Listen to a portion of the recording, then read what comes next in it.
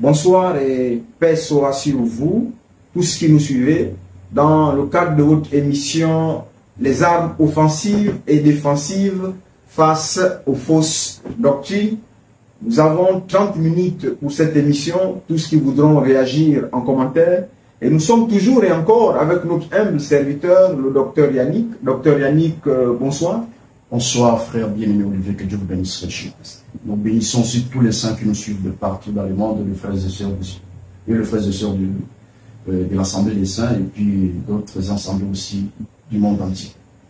Ce soir, docteur Yannick, nous avons pour thème un autre Jésus. Et peut-être d'entrée de jeu, qu'est-ce que ce sujet vous inspire? Ok, nous bénissons le Seigneur pour ce bon moment. Et nous invitons tous les bien-aimés, et invitons aussi les frères et sœurs de partout pour écouter ce qu'on va déposer comme matière ce soir. Alors, si je comprends bien, entrée de jeu, par rapport à votre question, pourquoi nous avons choisi ce thème, un autre Jésus dans le Coran? 2 Corinthiens chapitre 11, verset 4, il est écrit. Prenez ça pour le bien. 2 Corinthiens chapitre 11, verset 4, il est écrit. 2 Corinthiens 11, verset 4, il est écrit. Car si quelqu'un vient vous prêcher un autre Jésus que celui que nous avons prêché, et il faut faire très attention. Les apôtres ont prêché un Jésus. Et Paul dit, si quelqu'un vient vers vous, vous présentez un autre Jésus que nous. Le nous là, ça veut dire l'enseignement des apôtres. Les apôtres. Voilà, continuez. Et que celui que nous avons prêché, ou si vous recevez un autre esprit que celui que vous avez reçu. Vous voyez, dans Jean 14, Jésus parlait du Saint-Esprit. Mais il y a des gens qui rentrent là-bas pour dire que c'est un homme. Voilà pourquoi Paul a déjà verrouillé tout ça. Si on vous enseigne un autre Jésus, c'est-à-dire, ce terme n'est pas hasard. C'est une prophétie. C'est dans les Écritures. Voilà pourquoi nous sommes ce soir pour présenter un autre Jésus dans le Coran. Donc c'est biblique. Voilà ce que nous pouvons dire par la petite grâce. Et pour ce faire, comme cela est intitulé dans le thème, un autre Jésus dans le Coran, dans un autre Jésus du Coran. Donc on va se servir aussi de sources coraniques ou islamiques. J'ai ici avec moi le Coran. Pour qu'on m'accuse pas, je suis en train de lire quelque chose falsifié. En dehors du Coran, j'ai une autre source ici là. Je tiens à informer au peuple de Dieu qu'en dehors du Coran, le musulman utilise un autre document. Vous voyez? Ça c'est le Sahih Muslim, c'est-à-dire l'authentique des musulmans. C'est-à-dire c'est ici qu'on parle de la vie du prophète Mahomet. Ses faits et gestes, ses paroles. C'est-à-dire en dehors du Coran, ça c'est le deuxième document que le musulman utilise. Par exemple, quand le musulman prie 5 fois le jour, il n'y a qu'un verset coranique qui précise, sans équivoque, il faut prier 5 fois. Ils ont pris ça ici. Donc j'ai tout ça ici. En dehors de ça, nous avons d'autres sources, comme vous venez de les voir ici. Vous pouvez voir Jésus, fils de Marie dans le Coran, écrit par un musulman. Donc nous avons plusieurs sources coraniques, plutôt islamiques ici. Et nous avons le Coran en face de nous. Et nous voulons démontrer à la face du monde que le Coran, dans ces versets, présente un autre Jésus que le Jésus que les apôtres ont prêché, que le Jésus que nous prêchons. Voilà un peu à nous. Docteur Yannick, puisque aujourd'hui les chrétiens ont un autre Jésus, selon le 2 Corinthiens 11 que vous avez pris, maintenant, est-ce que vous pouvez nous montrer à l'aide des passages coraniques que ce Jésus prêché par les apôtres, il est réellement différent de celui qui est dans le Coran, avec les versets coraniques, bien sûr. Que le Seigneur Dieu le bénisse. Et nous accordons 5 minutes pour nous donner des passages qui soutiennent que ce Jésus, il est réellement différent. Alors pour ceux qui écrivent, tenez seulement vos stylos et écrivez ensemble avec moi.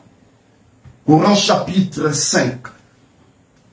Ce sont des sourates. Coran chapitre 5, verset 72. Je vais lire pour vous. Suivez-moi très bien. Ça, c'est le Coran. Voilà. Pourquoi on ne m'accuse pas? C'est le Coran. Vous pouvez voir. Je lis. Coran chapitre 5, verset 72. Je lis pour vous. Ce sont certes de mécréants ceux qui disent Dieu c'est le Messie. Vous voyez, ça c'est dans le Coran. Fils de Marie.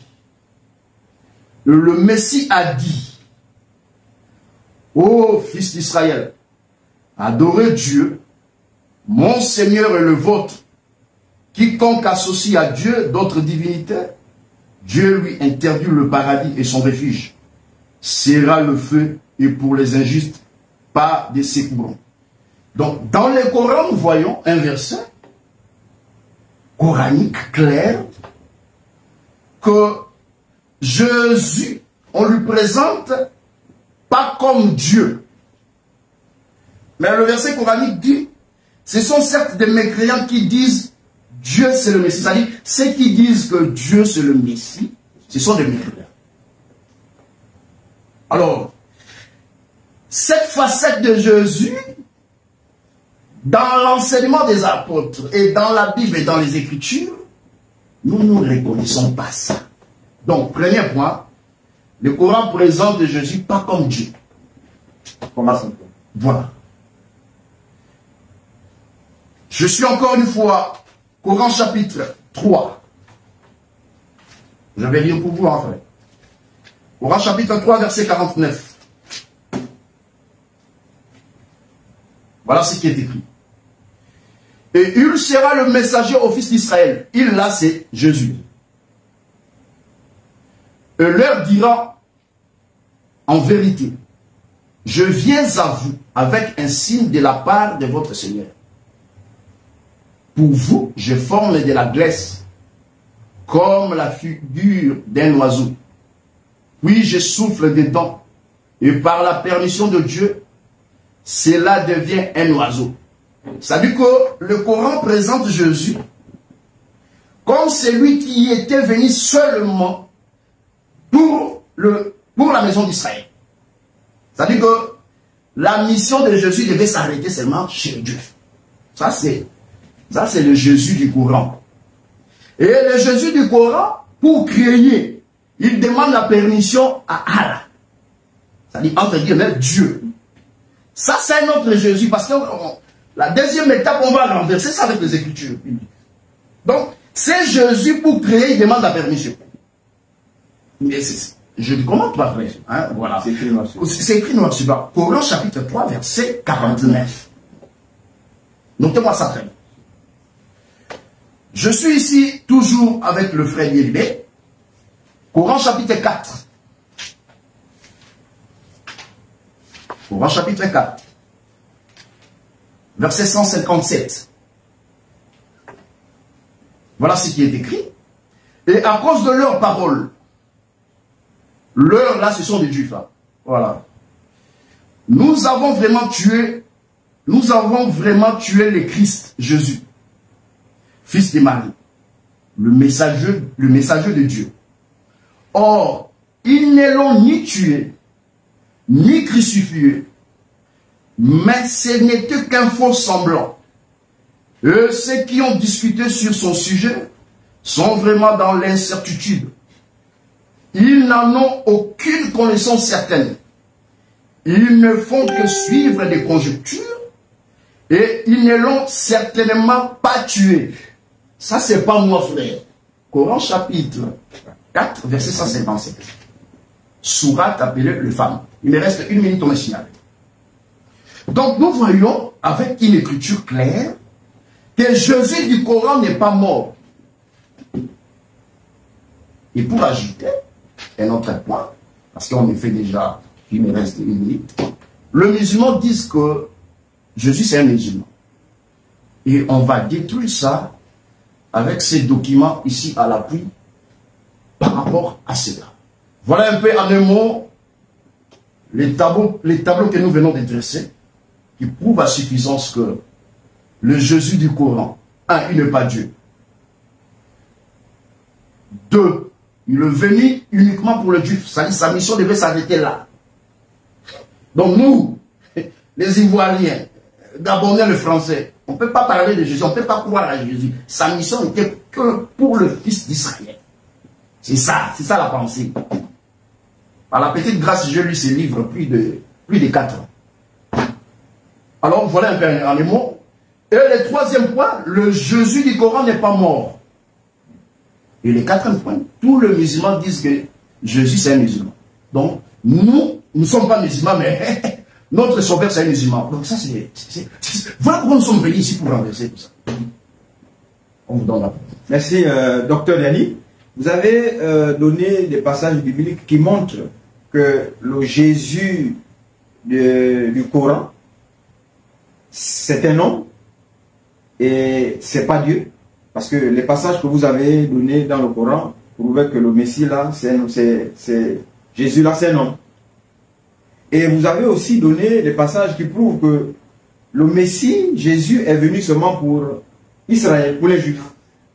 Vous avez également aussi dit que ce Jésus du Coran n'a pas été tué, comme le Coran le mentionne. Et le Coran aussi dit que Jésus est un Jésus musulman. Maintenant, quelles sont les armes ou quels sont aujourd'hui les passages bibliques que vous pouvez donner à ceux qui nous suivent pour pouvoir renverser cette doctrine selon laquelle le Seigneur Jésus, qui est mentionné dans la Bible, qui est un autre Jésus du Coran, n'est pas seulement un homme, mais Dieu. Que Dieu vous bénisse, frère. En cela, nous avons que 5 minutes pour détruire ça. Rapidement. Par la petite grâce. Alors, pourquoi je prends le Coran? Il faut comprendre ça bien. Pourquoi j'utilise le Coran? Parce que dans le Coran chapitre 5, je suis dans mes limites, le Coran chapitre 5, oui. Voilà, verset 47, voilà ce qui est écrit. Et pour que les gens de l'évangile, c'est-à-dire le Coran parle de nous, les gens de l'évangile, c'est-à-dire les gens qui ont crié au Seigneur Jésus. Et pour que les gens de l'évangile jugent selon ce que Dieu y a fait descendre, ceux qui ne jugent pas d'après ce que Dieu a fait descendre, ceux-là sont les pervers. C'est-à-dire que le Dieu du Coran dit, quand un chrétien veut juger sur quelque chose, dire que ça c'est faux, on doit se servir de ce que Christ a dit comme évangile. Vous voyez ça? Maintenant, je vais prendre la Bible. Parce que c'est ce que dit le Coran. Quand je vais détruire un faux Jésus, je prends la Bible. C'est pas moi. Appelez les musulmans. Il faut les appeler. Très chers musulmans, je suis ici. Ça, c'est le Coran. Le Coran, il est écrit. Quand je veux juger, il y a un enseignement, il faut renverser un enseignement. Je dois m'appuyer sur l'évangile. Or, l'évangile est écrit dans la Bible. Voilà pourquoi je prends maintenant la Bible, je ferme le Coran. Appelez tous ces frères. Aujourd'hui, c'est un jour où ils doivent se repentir. Alors, je prends la Bible des Tom, parce qu'ils utilisent Tom. À chaque fois, ils prennent Tom. Et je leur demande aussi, quand ils vont vouloir nous contredire, ils prennent aussi la même Bible. Hein? Voilà. C'est comme ça s'est passé avec vous. Je prends la Bible des Tom. Frère, prends-moi Matthieu chapitre 28.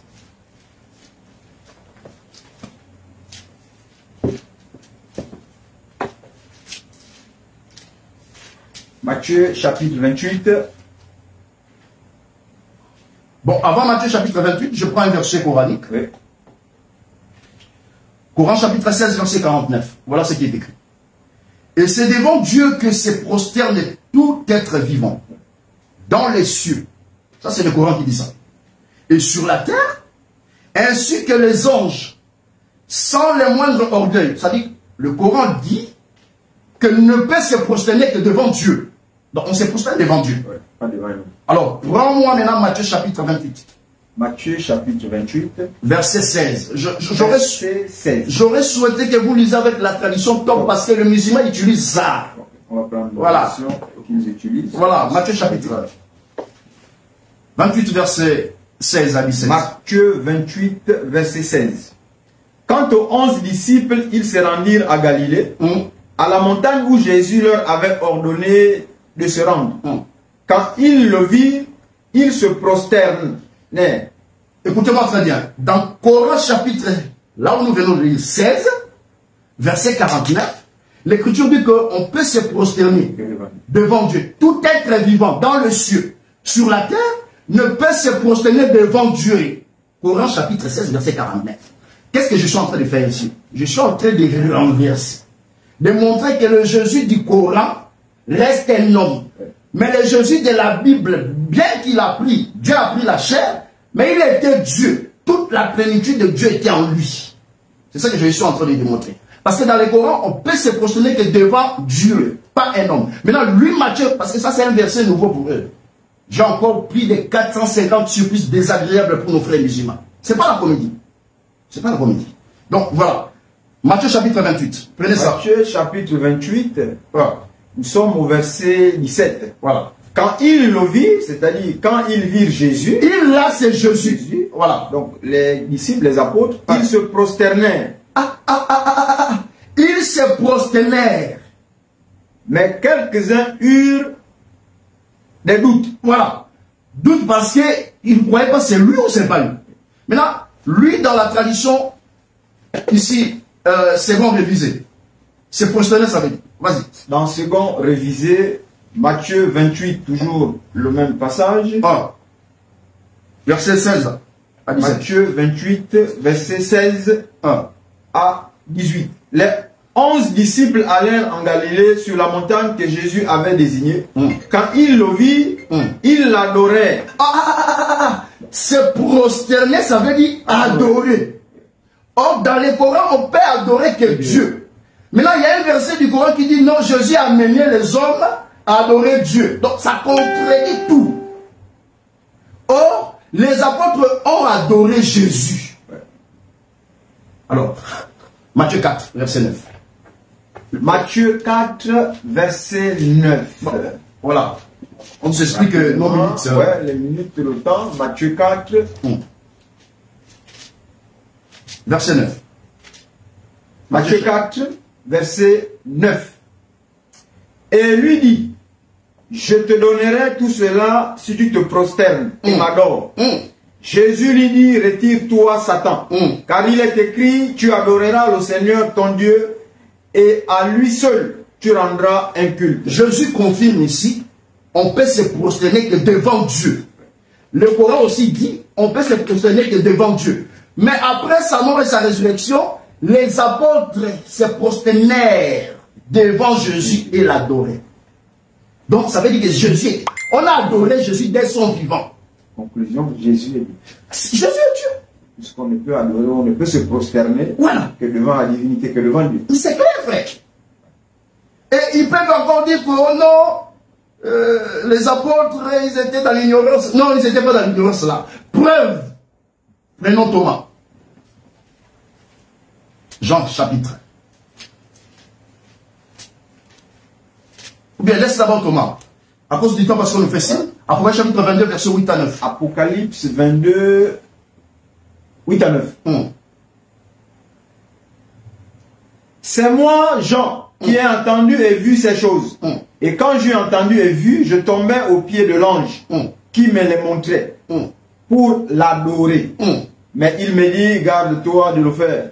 Je suis ton compagnon de service. Jean voulait adorer un ange. L'ange l'a dit, non, ne fais pas ça. Mais Jésus devant les disciples se prosternèrent devant lui. Jésus n'a pas reproché aux disciples, ne faites pas ça, je suis un homme. Noir sur blanc.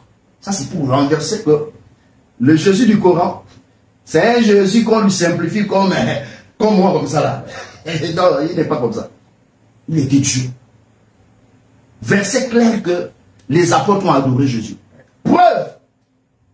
À cause du temps, parce qu'on ne peut pas donner tous les passages. Comme preuve, Thomas a parlé, mon Seigneur et mon Dieu. Thomas, disciple de Jésus. Pourquoi il peut dire ça? Parce qu'ils ont adoré Jésus. Jésus était Dieu.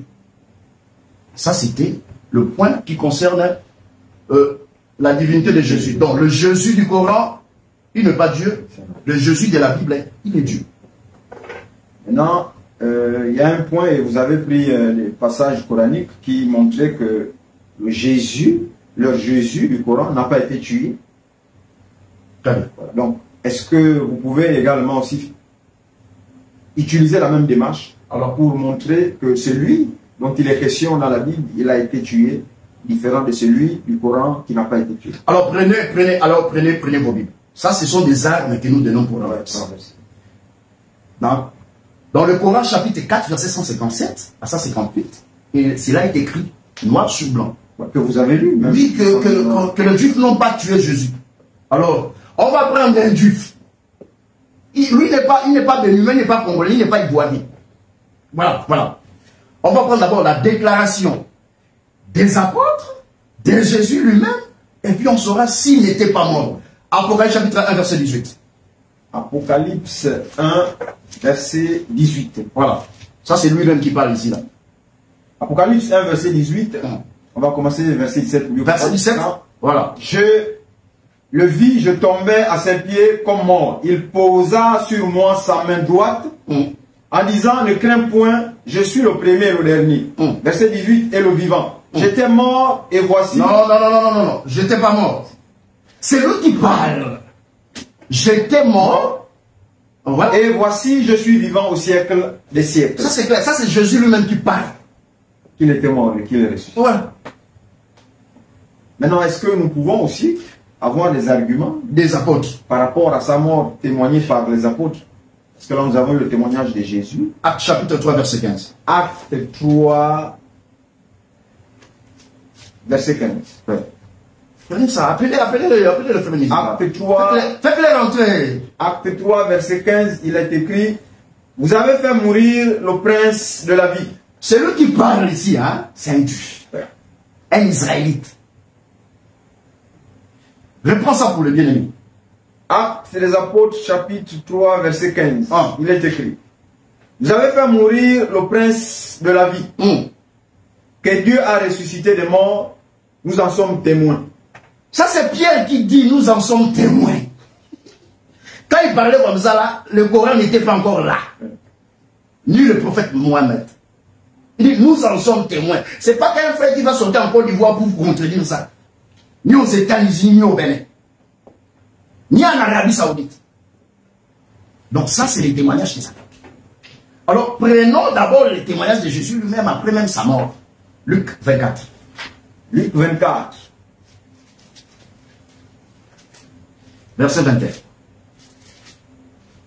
Luc 24, verset 21, il a été écrit. Nous espérions que ce serait lui qui délivrerait Israël. Mais avec tout cela, voici le 3e jour que ces choses se sont passées. Ici, 2 disciples parlaient à Jésus. Voilà. Il est vrai que quelques femmes d'entre nous nous ont fait étonner, s'étant rendues de grand matin au sépulcre. Et n'ayant pas trouvé son corps, elles sont venues dire que les anges leur sont apparus et ont annoncé qu'il est vivant.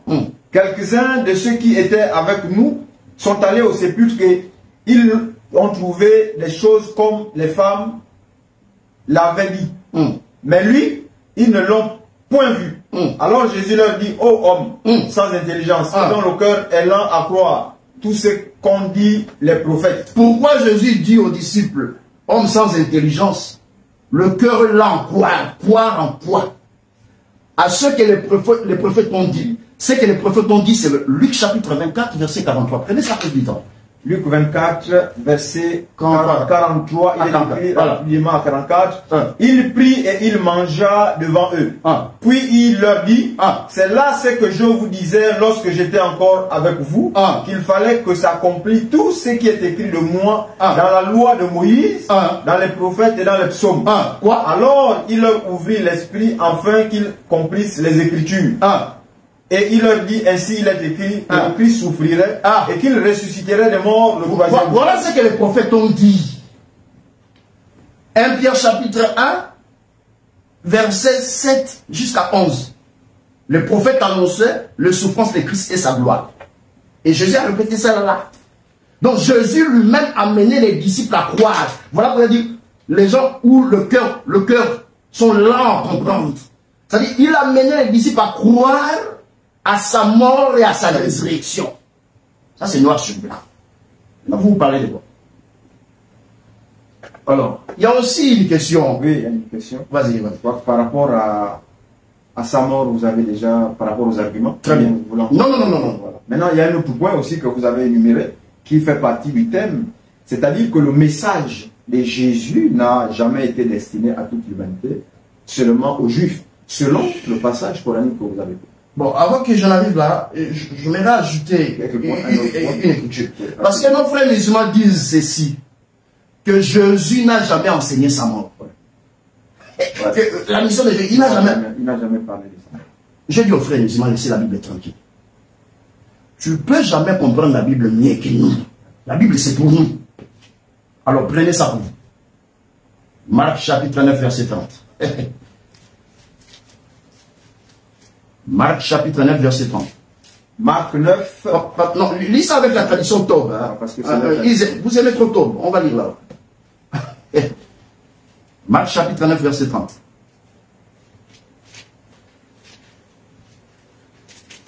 Marc 9, verset 30. Voilà. Marc 9, verset 30, il est écrit. Parti de là, il traversait la Galilée. Et Jésus ne voulait pas qu'on le sache. Car il enseignait ses disciples. Non. Il faisait quoi? Il enseignait ses disciples. 2 points. Disait 2 points. Il faut pas préciser. 2 points. Maintenant, on donne s'il vous plaît, on donne le contenu de son enseignement. C'est comme ça qu'on prêche sur les réseaux sociaux. Car il enseignait ses disciples et leur disait 2 points. 1. Le Fils de l'homme va être livré aux mains des hommes. 1. Ils le tueront. 1. Et lorsqu'il aura été tué, 3 jours après, il ressuscitera. Mais comment est-ce que les musulmans disent que Jésus n'a jamais enseigné sa mort? Il est venu ici pour rappeler la loi. C'est faux et archi faux. Alors, arrêtez la comédie sur les réseaux sociaux. Ça, c'est top. Vous utilisez top. Nous rentrons aussi d'accord. Maintenant, vous pouvez poser votre question. Donc, disons, dans les passages coraniques que vous avez pris, vous avez souligné un passage qui soulignait que le Jésus du Coran est venu exclusivement pour les Juifs, qui ne seraient pas venus pour l'humanité, comme les chrétiens prétendent le dire, que Jésus est venu avec un message pour toute l'humanité. Est-ce que bibliquement, vous pouvez aussi démontrer que ce Jésus de la Bible est venu non seulement pour Israël, mais pour toute l'humanité? Parce que le passage, je crois, de Marc 7, avec la femme cananéenne, Jésus va lui dire, non, je suis venu exclusivement pour les brebis perdues de la maison d'Israël. Donc, eux, ça appuie sur ce passage, je crois, pour affirmer que le message de Jésus s'adressait exclusivement aux Juifs. Avant d'expliquer, parce que nous courons vers les temps, il y a plusieurs éléments à relever ici. Là. Avant d'expliquer Marc 7, je me vais d'abord renverser le Jésus du Coran. Le Jésus du Coran, sa mission s'est arrêtée qu'en Israël. Voilà.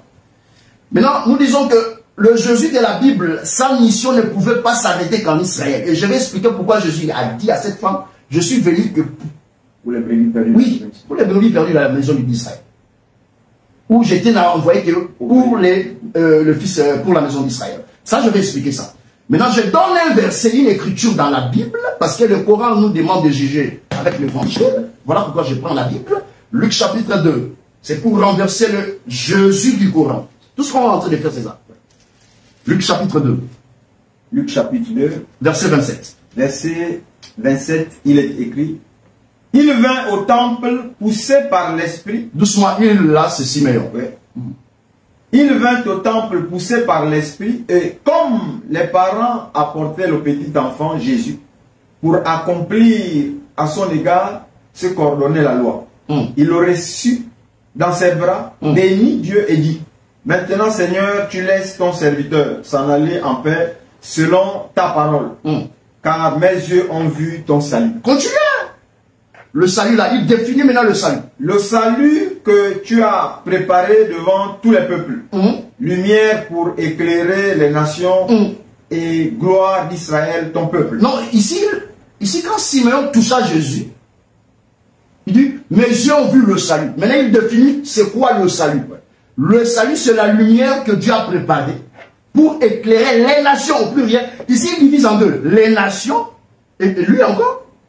et gloire d'Israël, ton peuple. Donc il y a Israël à côté et il y a les nations à côté. Je sais le jeu des musulmans et ils interprètent que toutes les tribus d'Israël sont des nations. Ici, les gens vous êtes bloqués. Ici, là, on vous bloque ici. Vous ne pouvez plus bouger. C'est pas ça que vous bloque pas. Gloire d'Israël. C'est-à-dire Israël est à côté. Les Béninois, les Gabonais, les Ivoiriens, les Américains sont aussi à côté, éclairés par Jésus.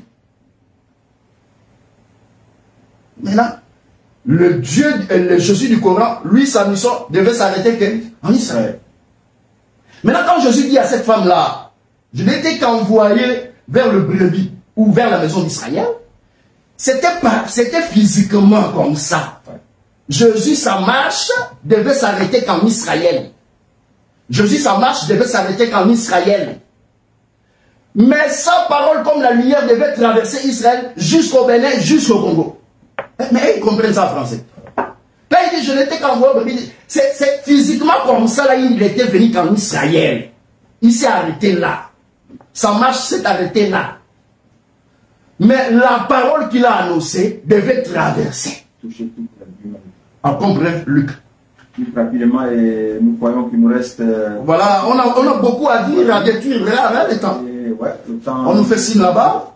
On va nous ajouter quelques minutes. Voilà. Le frère nous ajoute quelques minutes. Voilà, Luc chapitre 24, toujours. Luc 24. À verset 44. Verset 44, il est écrit.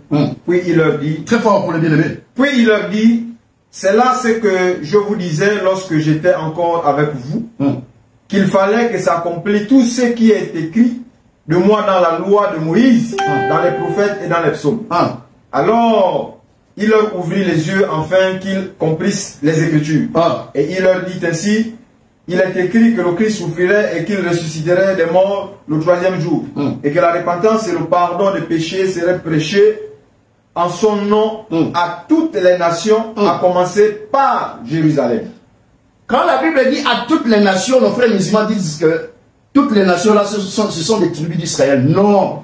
Toutes les nations, c'est un rapport. Notez ça, donnez-les le passage. C'est un rapport avec Psaume 147, verset 19 à 20.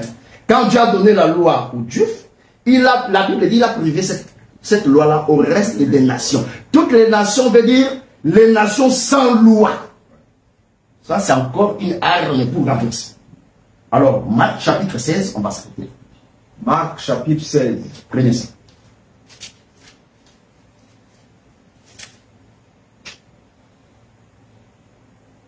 Verset 15.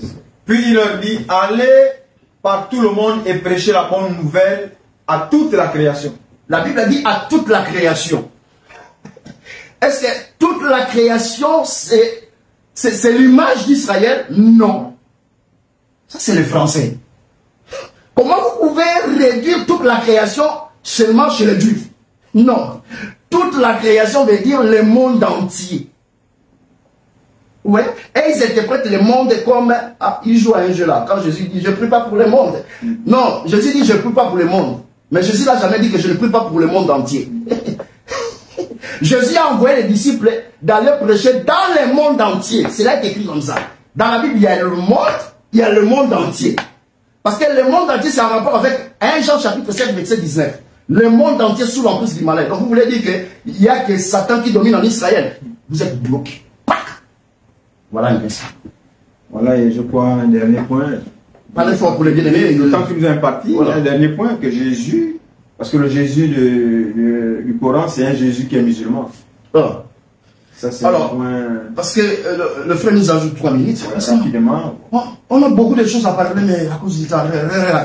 Ils disent que Jésus, c'est un musulman. Alors, ce que vous voyez ici, là, ça, c'est le 2e livre après le Coran. C'est ici que se trouvent les gestes, les paroles du prophète Mohammed.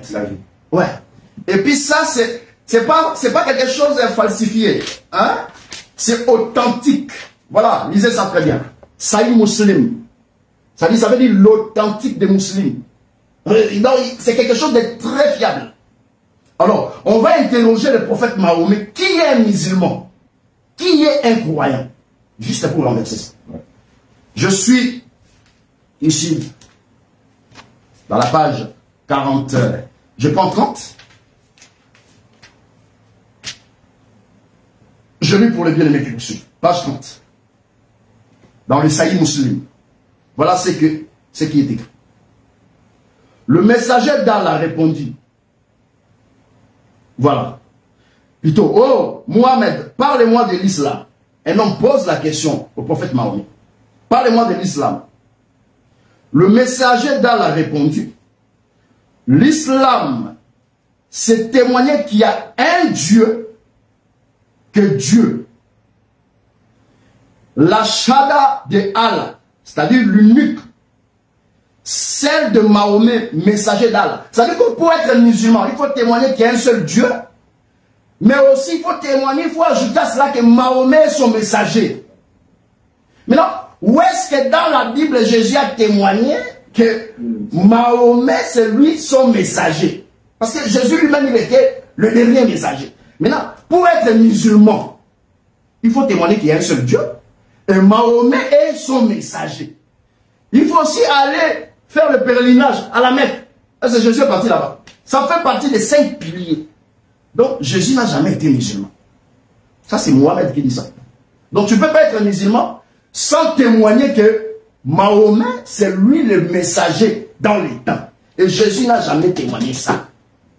Quand ils vont prendre Jean 14 pour dire que Jésus a parlé de Mahomet, Jésus dans Jean 14, il a dit, le consolateur, vous le connaissez, il demeure éternellement. Mais Mahomet est mort. Donc c'est pas déjà lui. Donc on nous fait signe à cause du temps. Je vais démontrer quelque chose à la fin parce qu'on nous fait signe. Il y a beaucoup de choses à parler par la petite grâce. Les musulmans disent que si Jésus est Dieu, mais comment est-ce qu'il est mort? Et je vais démontrer, faire une petite démonstration. Colossiens chapitre 1, verset 15. Colossiens 1, verset 15, il est écrit. Il est l'image du Dieu invisible, le premier-né de toute la création. Car en lui ont été créées toutes les choses qui sont dans les cieux et sur la terre, les visibles, les invisibles. Doucement. Il est l'image, c'est Jésus. Donc Jésus est l'image du Dieu invisible. En lui ont été créées toutes les choses qui sont dans les cieux. Donc, il nous pose la question, qui était mort à la croix? Je vous donne des armes, mais aujourd'hui, qui était mort? La Bible dit que Jésus est l'image de Dieu. Regardez ici, mes frères et sœurs. Frère, ça c'est l'image de qui? Docteur. Hein? Ça c'est qui? Mes frères et sœurs, ça c'est l'image de qui? Maintenant, la Bible dit que Jésus est l'image de Dieu. Alors, qui est mort à la croix? Quand on dit l'image, ça veut dire parole faite chair. Maintenant, qui est mort à la croix? Regardez. Si je fais ça, quand je te salue comme ça là, qui est mort? Qui est déchiré ici? Non, qui est déchiré? C'est Docteur Yannick. Mais qui est dans l'image? C'est Docteur Yannick. Est-ce que tu peux prouver que ça, c'est pas moi? Mais qui est déchiré? C'est Docteur Yannick. Mais qui parle? C'est Docteur Yannick. Ça veut dire celui qui est mort à la croix, c'est Dieu image. Dieu photo. Ça dit le corps. À des fois, où c'est le corps. Quand je dis image, c'est le corps. Voilà pourquoi il dit, Père, pourquoi m'as-tu abandonné? L'esprit a quitté le corps. Donc Jésus, celui qui est mort à la croix, c'est Dieu image. Dieu image, ça veut dire Dieu visible. Dieu esprit, ça veut dire l'invisible. Et celui qui a créé toutes choses, que Dieu vous bénisse parce que nous sommes à la fin.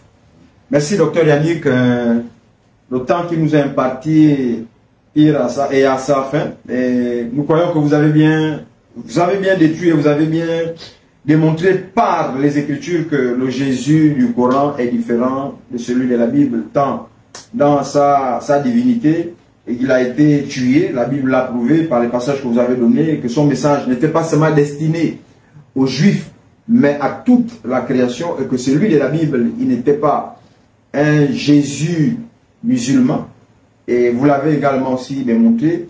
Merci Docteur Yannick, mais est-ce que vous avez un mot de fin pour terminer l'émission rapidement par rapport à tout ce que vous avez dit, pour que ceux qui nous suivent retiennent ce qui peut-être ont pris l'émission vraiment en cours? Alors, je voudrais rappeler au peuple de Dieu que le titre de l'émission, plutôt, le thème d'aujourd'hui, c'était un autre Jésus du Coran. Notre démarche, c'était démontrer que le Jésus du Coran est différent avec le Jésus de la Bible. Ouais. C'est-à-dire, quand tu fais un débat avec le musulman, sache-le qu'il te parle d'un autre Jésus. Parce que dans 2 Corinthiens chapitre 11, verset 4, Paul déjà a annoncé ça. Un jour, on va se balader dans toutes les religions. Parce que chaque religion a son Jésus. Vous voyez? Aujourd'hui, c'est pour les musulmans. C'est pas encore fini. On va se balader dans toutes les religions. Nous sommes là pour ça. Vous donnez des armes, renverser le Jésus qui se trouve dans des religions des hommes. Voilà un peu la démarche qu'on a voulu faire, faite par la grâce du Seigneur. Que Dieu bénisse richement au nom de Jésus.